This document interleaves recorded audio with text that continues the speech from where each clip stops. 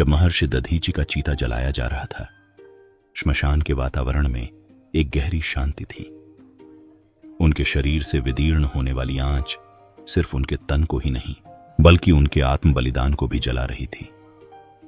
उनकी पत्नी, जिनका जीवन महर्षि के बिना सूना और निरर्थक लगता था, यह दृश्य देखकर टूट चुकी थी।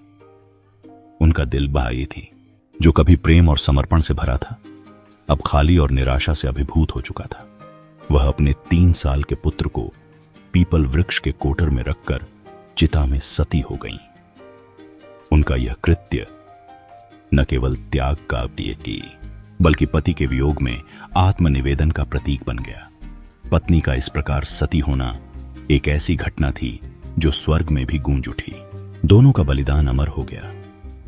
लेकिन यह छोटी सी जान जो पीपल के वृक्ष के कोटर में पड़ी थी, उसकी कहानी अभी पूरी नहीं हुई थी। बालक का नाम कोई नहीं जानता था, लेकिन उसका संघर्ष जीवित रहने का था। पीपल के छोटे छोटे फल, जो किसी समय साधारण सी चीज लगते थे, अब उसके जीवन का एकमात्र सहारा बन गए थे। दिन प्रतिदिन वह उन फलों और पत्तों को खाकर जिंदा रहने की कोशिश करता रहा। उसकी छोटी छोटी चीखें भूख और प्यास से तड़पते हुए श्मशान के सन्नाटे में खो जाती थीं। उसे न तो कोई प्रेम देने वाला था, न कोई आशीर्वाद। वह नन्हा जीव अकेला था, सिर्फ अपने अस्तित्व को बचाए रखने के लिए। एक दिन जब देवर्षि नारद अपने यज्ञ की ओर जा रहे थे, उनकी नजर उस पीपल के कोटर में पड़े इस बालक पर पड़ी। नारद के कानों में उसकी चीखें पहुंच रही थीं और उनका दिल द्रवित हो उठा। वह रुके और बालक की ओर बढ़े। उन्होंने बालक से पूछा, बालक, तुम कौन हो? बालक ने अपने छोटे से चेहरे पर एक गहरी उदासी के साथ उत्तर दिया, यही तो मैं भी जानना चाहता हूँ। नारद का चेहरा चौंका। उन्होंने फिर पूछा, तुम्हारे जनक कौन हैं? बालक ने वही उत्तर दिया, यही तो मैं भी जानना चाहता हूँ।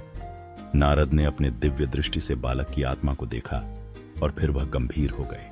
उन्होंने कहा, हे बालक, तुम महान महर्षि दधीचि के पुत्र हो। तुम्हारे पिता की अस्थियों का उपयोग करके देवताओं ने असुरों को हराया था। बालक की आंखों में कुछ असमंजस और साथ ही दर्द की गहरी लहर दौड़ी। मेरे पिता की अकाल मृत्यु का कारण क्या था? बालक ने पूछा। नारद ने उत्तर दिया, तुम्हारे पिता पर शनिदेव की महादशा का प्रभाव था। बालक ने अगला सवाल पूछा, मेरे ऊपर आई विपत्ति का कारण क्या था? नारद ने कहा, यह भी शनिदेव की महादशा ही थी, जो किसी समय तुम्हारे पिता के जीवन में आई थी। नारद ने कहा, तुम्हें यह जानकर आश्चर्य होगा कि तुम्हारे पिता का जीवन एक सच्चे तपस्वी का था। वह जीवन भर धर्म के मार्ग पर चले, लेकिन शनिदेव की महादशा ने उनका जीवन बहुत कम कर दिया। बालक ने न केवल अपने पिता के बलिदान को समझा, बल्कि उसकी हृदय में यह भावना जागी कि वह भी अपने जीवन में कुछ महान कार्य करे। नारद ने उसे दीक्षा दी और उसका नाम पिप्पलाद रखा। नारद के जाने के बाद पिप्पलाद ने ब्रह्मा जी की घोर तपस्या की। वह वर्षों तक तपस्वी की तरह बिना रुके और बिना खाए पिए तपते रहे। पिप्पलाद की यह तपस्या इतनी कठोर और प्रभावशाली थी कि ब्रह्मा जी ने स्वयं आकर उसे वरदान देने का प्रस्ताव दिया।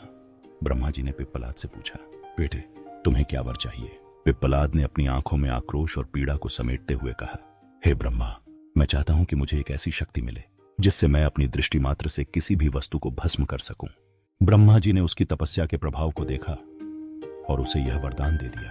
अब पिप्पलाद ने शनिदेव का आह्वान किया। शनिदेव ब्रह्मा जी के आदेश पर सशरीर वहां प्रकट हुए। पिप्पलाद ने शनिदेव को अपनी दृष्टि से जलाना शुरू कर दिया। शनिदेव तड़पते हुए जलने लगे। यह दृश्य इतना भयावह था कि पूरी देववाणी में हलचल मच गई। सूर्यदेव, जो शनिदेव के पिता थे, उन्होंने अपने पुत्र को जलते देखा और उनसे रक्षा की प्रार्थना की।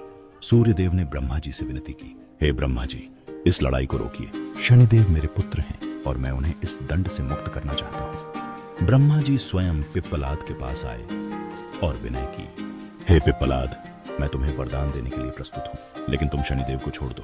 वह तुम्हारे द्वारा दी गई पीड़ा से जल रही है। पिप्पलाद ने फिर अपने विचारों को बदलते हुए 2 वरदान मांगे। पहला वरदान यह है कि जन्म से 5 साल तक किसी भी बालक की कुंडली में शनि का स्थान नहीं होगा, ताकि कोई और बालक मेरे जैसा अनाथ न हो। दूसरा वरदान यह है कि जो भी व्यक्ति सूर्योदय से पहले पीपल वृक्ष पर जल चढ़ाएगा, उस पर शनि की महादशा का प्रभाव नहीं होगा। ब्रह्मा जी ने इन वरदानों को स्वीकार करते हुए कहा, तथास्तु। अब पिप्पलाद ने शनिदेव को अपने ब्रह्मदंड से आजाद किया और उन्हें मुक्त कर दिया। शनिदेव के पैर टूट गए और वह पहले जैसी गति से चलने में असमर्थ हो गए। तभी से शनिदेव शनय चरतीय, शनैश्चर, अर्थात जो धीरे चलता है वही शनैश्चर है, कहलाने लगे। उनका रूप भी काला हो गया और उनका रूप विकृत हो गया। पिप्पलाद का यह कार्य न केवल शनि देवता के लिए एक शिक्षा बनी, बल्कि पूरे ब्रह्मांड के लिए एक महान संदेश छोड़ गया। पिप्पलाद ने केवल शनि को नहीं, बल्कि पूरे संसार को यह सिखाया कि जीवन में आ रही कठिनाइयों का सामना किस तरह किया जा सकता है। उन्होंने अपनी तपस्या और कष्टों के बीच से एक ऐसी शिक्षा प्राप्त की जिसने उनके जीवन का उद्देश्य ही बदल दिया। आखिरकार पिप्पलाद ने प्रश्न उपनिषद की रचना की, जो आज भी ज्ञान का अद्भुत भंडार मानी जाती है। उनके जीवन का यह संदेश आज भी हर शिष्य और साधक के दिल में गूंजता है। विपत्तियों और दुखों का सामना शांति और धैर्य से करना ही जीवन का असली उद्देश्य है। यह कथा सिर्फ एक नन्हे बालक के संघर्ष और बलिदान की नहीं, बल्कि एक पूरे ब्रह्मांड के लिए मार्गदर्शन और प्रेरणा देने वाली है। कहानी अच्छी लगी हो तो चैनल को सब्सक्राइब और लाइक करें। चलिए मिलते हैं और किसी नई कहानी के साथ। धन्यवाद।